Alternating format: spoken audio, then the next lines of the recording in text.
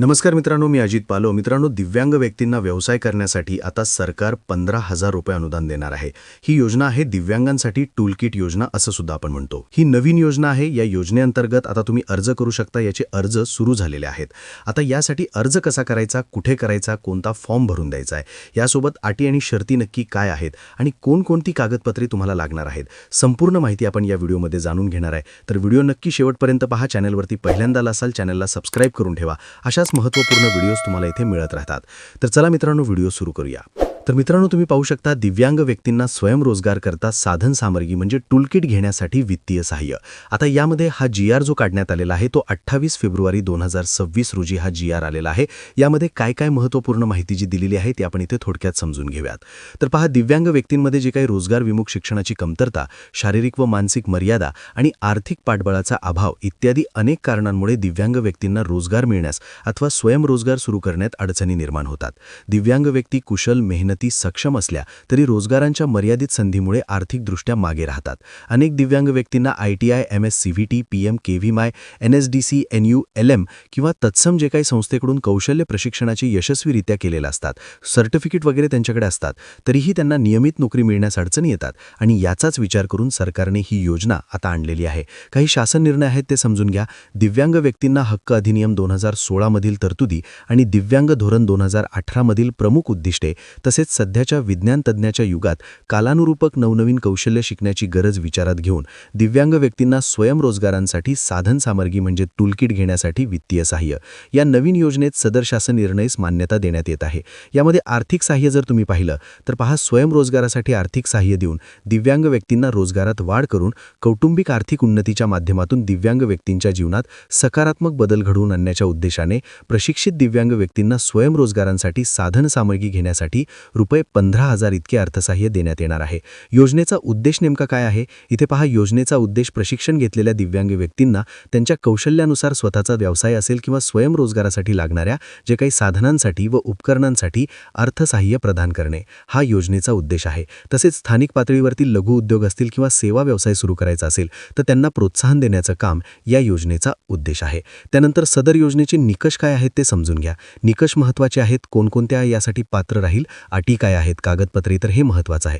तर ही योजना दिव्यांगत्वाच्या सर्व प्रकारांसाठी लागू आहे. तुम्ही कुठल्याही दिव्यांगाच्या कॅटेगरीत येत असाल तुमच्यासाठी ही लागू आहे. परंतु आता पहा, अर्जदाराची जे काही लाभार्थी आहे, जो अपंग व्यक्ती आहे, दिव्यांग व्यक्ती आहे, तो 18 वर्षापेक्षा कमी नसावे. म्हणजे 18 वर्षापेक्षा जास्त वय असेल तरच तुम्हाला हे मिळणार आहे. त्यानंतर सदर योजनेअंतर्गत कमाल मर्यादा 15,000 रुपये इतकीच राहील. म्हणजे फक्त 15,000 रुपये याच्यामध्ये तुम्हाला साधन सामग्री म्हणजे टूलकिट घेण्यासाठी काही तुम्हाला व्यवसायासाठी जे काही घ्यायचं आहे ते फक्त 15,000 रुपयातच मिळतील. बाकीचं तुम्ही टाकू शकता किंवा 15,000 मध्ये सुद्धा काम चालवू शकता.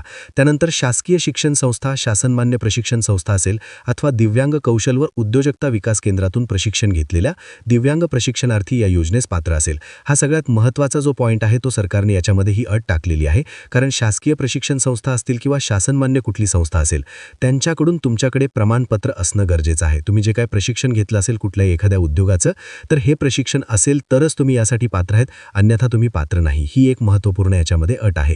त्यानंतर प्रशिक्षण दिव्यांग महिलांना प्राधान्य देण्यात येईल. तर याच्यामध्ये दिव्यांग तर लक्षात ठेवा, महिलांना इथे अगोदर प्राधान्य आहे. त्यानंतर लाभार्थ्यास मंजूर केलेल्या आर्थिक सहाय्याने प्रशिक्षण घेतलेल्या व्यवसायासाठी लागणाऱ्या टूलकिटसाठीच असणार आहे. जे काही प्रशिक्षण घेतलेले व्यवसाय आहे त्यास जे काही प्रशिक्षणाचं प्रमाणपत्र असेल, जे काही व्यवसायाचं प्रमाणपत्र असेल तुमच्याकडे प्रशिक्षण घेतलेलं, त्याच टूलकिटसाठीच हे ते प्राधान्य तुम्हाला साधन सामग्री जे काही अनुदान आहे ते याचसाठी तुम्हाला मिळणार आहे. त्यानंतर आता अर्ज करायचा आहे तुम्हाला आणि या अर्जासोबत तुम्हाला कोणकोणती कागदपत्रे जोडायची ते समजून घ्या.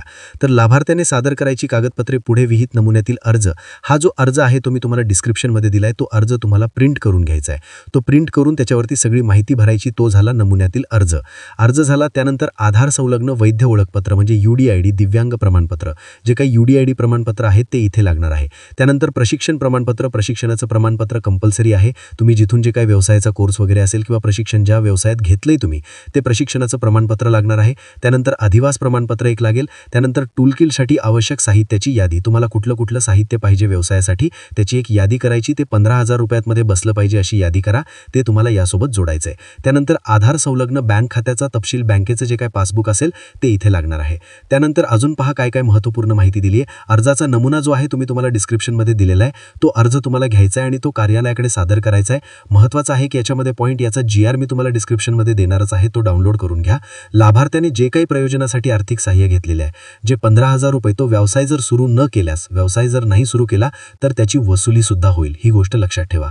तर अशा पद्धतीनं हा GR दिलेला आहे डिस्क्रिप्शनमध्ये, तो डाउनलोड करा. आणि याचा जी फॉर्म आहे, इथे पहा अर्जाचा नमुना आहे. या अर्जाच्या नमुन्याची तुम्हाला प्रिंट काढायची आहे आणि याच्यासोबत कागदपत्रे जोडायची आहेत. हा संपूर्ण फॉर्म भरायचा आहे. तुमचं इथे जे काही जिल्ह्याचं नाव असेल ते जिल्ह्याचं नाव टाकायचं आहे आणि जिल्हा दिव्यांग समसक्षमीकरण अधिकारी जे आहे, दिव्यांग कल्याण विभाग, तिथे जाऊन तुम्हाला हा अर्ज कागदपत्रांसोबत सगळा जमा करायचा आहे. ज्यामध्ये तुमचं नाव, गाव, जन्मतारीख, सगळी माहिती, सोपी माहिती आहे. किती टक्के अपंग आहे, सगळी माहिती तुम्हाला पेनाने इथे भरायची आहे. शिक्षण किती झाले, कुठल्या व्यवसाय तुम्हाला करणार आहे, कुठले रोजगाराची माहिती इथे द्यायची आहे. कागदपत्रे ही सगळी याच्यासोबत जोडायची आहेत. अर्ज प्राप्त क्रमांक, सगळी पावती वगैरे तुम्हाला तिथून दिली जाईल. तर अशा पद्धतीनं 1 महिन्याच्या कालावधीत जी काही लिस्ट वगैरे असेल सगळी प्रक्रिया पूर्ण होईल आणि 3 महिन्याच्या कालावधीत तुम्हाला जे काही अनुदान आहे ते मिळणार आहे.